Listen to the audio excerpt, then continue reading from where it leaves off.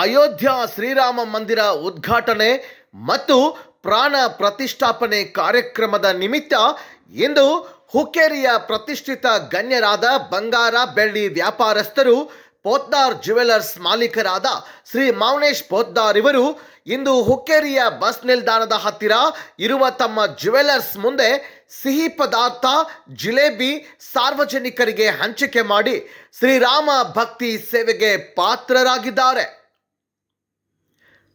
ವರದಿ Ravi B Kamble, RK22 news Kannada, Hukkeri.